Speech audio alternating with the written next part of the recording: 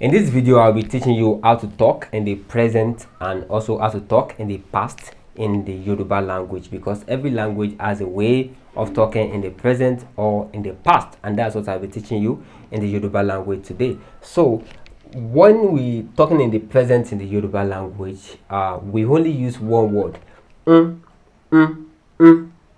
That is what is used to signify that okay, this thing is presently going on. But English has two ways of doing this. English need agreement between the verb and the auxiliary verb, which we have is and are. Is for singular, are is for plural. And then when English want to use is, the verb has to agree. It will be is coming, is going, are dying, are climbing, are jumping. So you know ing is always attached at the end of the verb in English, but in Yoruba it is just and then we see it in example. So whenever someone use with a verb, you know that it is present. It is the what is being stated is presently ongoing. It's going on. It's present. So we have mo jẹun. Mo jẹun. Jẹun means to eat. Jẹun means to eat. So mo jẹun, I am eating. Mo jẹun.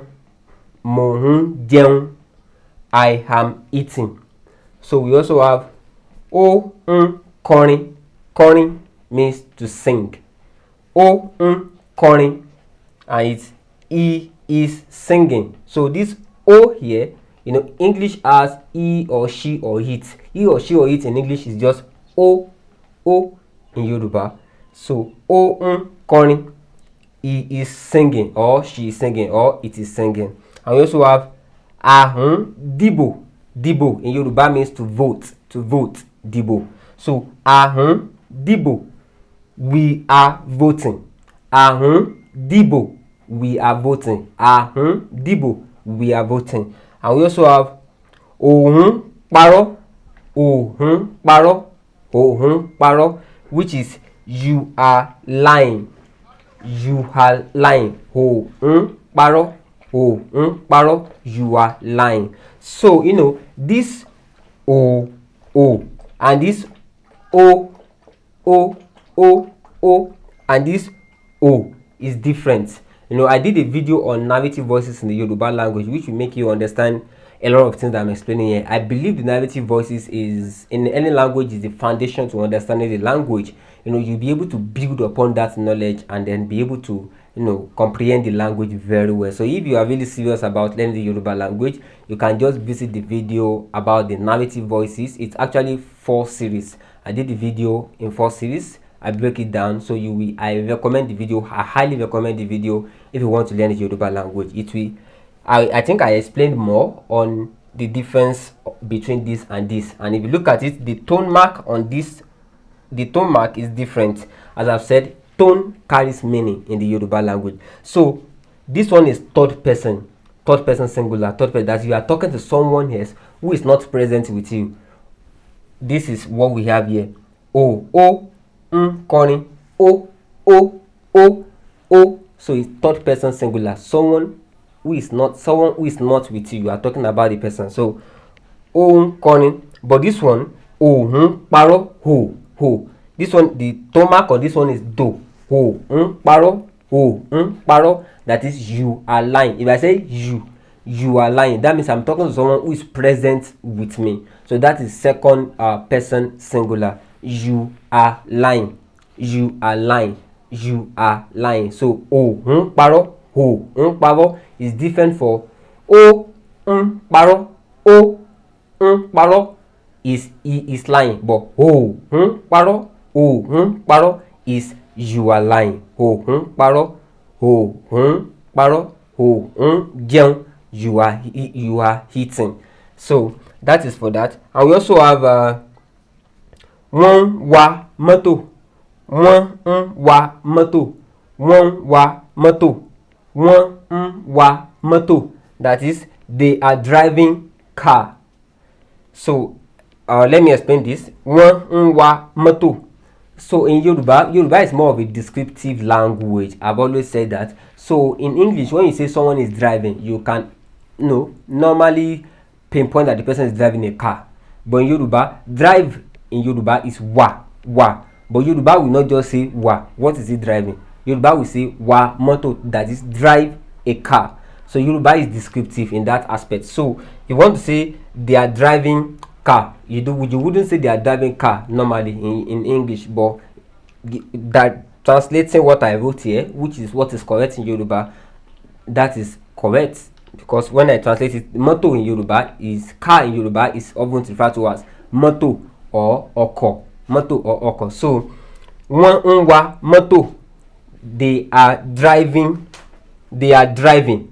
But when I put moto here, it's car. So if you just say one wa in Yoruba, nobody will understand what you mean. But one wa moto, they are driving a car. So Yoruba is more descriptive. But there's something else that I put here, lower, that I put here to complement this statement. Lower can, when you are talking in the present in the Yoruba language, you can use lower for emphasis. You may decide to use it or not. So for everyone we have here, mon jeun, you can put lower. Lower means currently. Mon jeun, lower. On kọrin, lower. An dìbò, lower. Òun parọ́, lower. Òun parọ́, lower. But this one is not really, it's shaky. It's not really perfect for that scenario. So wọ́n wa mọ́tò, lower. So lower is actually means to, lower is currently, like currently, what is currently going on. So you can either decide to use it with this or not to use it. That is just depending on you. But lower is just used to lay emphasis. It's used to lay emphasis. And then going from the present, let's go to the past. And then we also talk about the perfect continuous present perfect tenses. You understand that when we get there. So now talking about past in English we just use as or have, and then there will be an agreement of the verb, which is either ed or whatever it is. So eat, this one is eating, but if it's actually not past, it will be ing. So there's need for an agreement between have or between have, which is used to signify past in English, as, or have, and what is being used to signify past in English. And aside from and alongside as or have, the verb has to agree. But in Yoruba language, you don't need verb agreement to talk in the past tense. You only need to use t, just like we have so it's just t. So mo ti jẹun. So in mo hun jẹun, the one we have before, if it's present, it will just be mo hun jẹun. So you see this jẹun that we use, and you see this jẹun that we use. But in English use this eating and this eating. So they have to modify it to agree with this. But Yoruba does not use that agreement. So we have mo ti jẹun, I have eaten. O ti kọrin, he has sang. O ti kọrin, he has sang. O ti kọrin. And we also have ati dìbò. That is, we have voted. Ati dìbò, we have voted. And we also have oti parọ́. That is, you have lied. Oti parọ́, you have lied. And then we now have wọ́n ti wa mọ́tò. You know, when I use wọ́n ti wa mọ́tò here, I had something that you can use lower, which means currently.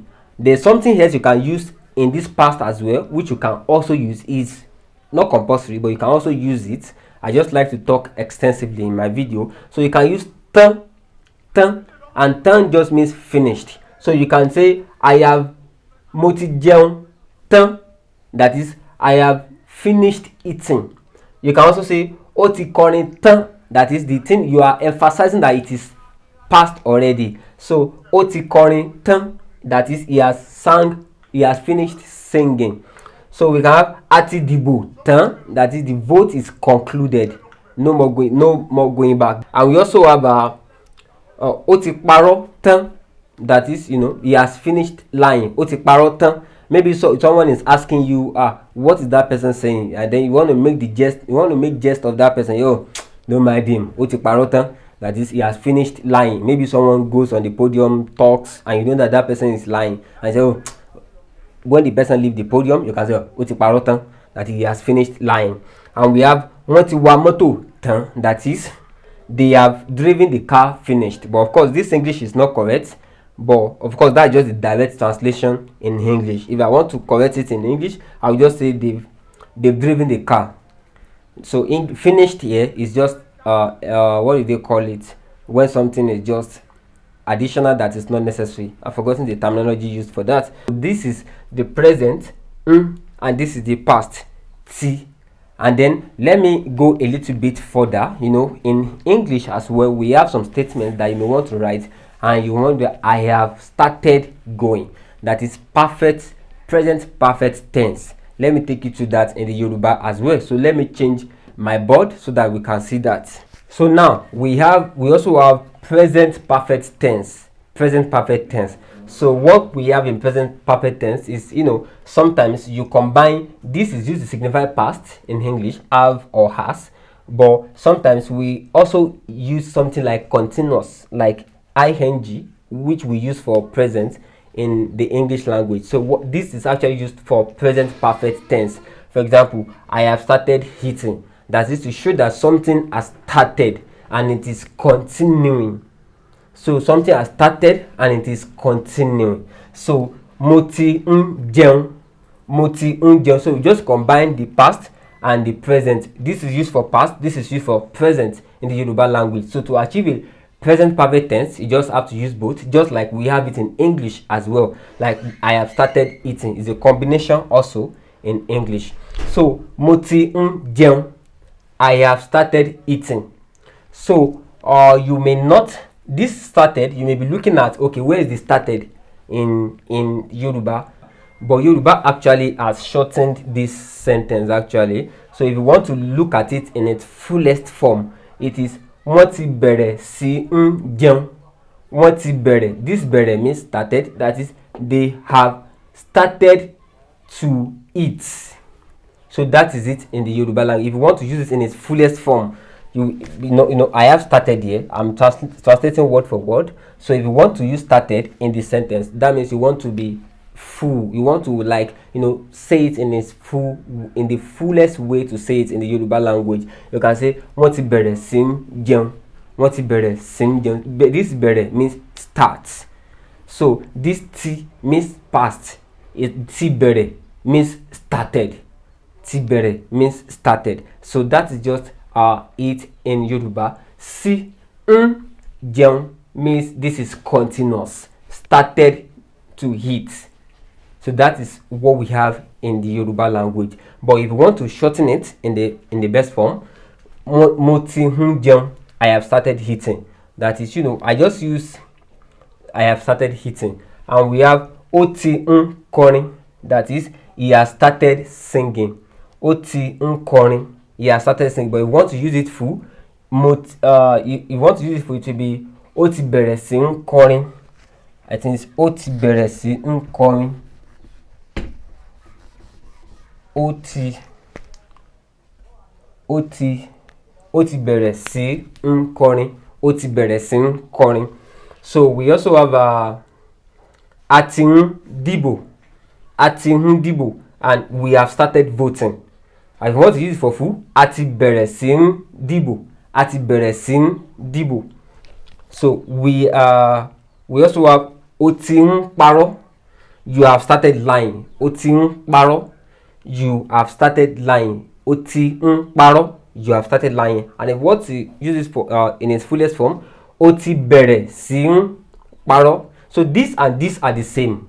This and this are the same. But of course, you know, when you just want to use it, you most times professionally, you will just remove this bẹ̀rẹ̀, and then you will remove it, and this C as well, you will remove it. You just mo ti ń jẹun. So you just use it like this. But if I want to use it like translate it the way it is in English, putting this started there, you know, because when we're talking about present perfect tense, it means something starts and it's ongoing. That is present perfect tense is. They have started playing. They have started singing. but in Yoruba it is just mo ti ń they have started playing.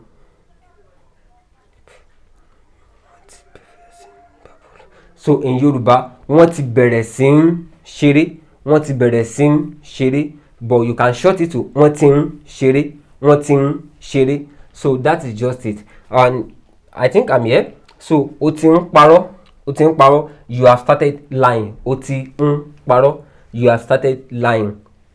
So, and if you want to use it for full, o ti bẹ̀rẹ̀ sí ń parọ́, that is you have started lying.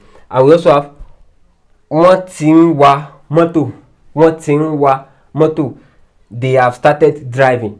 Maybe, this one is often used when you say wọ́n ti ń wa mọ́tò in Yoruba, probably someone who cannot drive before, and then the person has now started driving.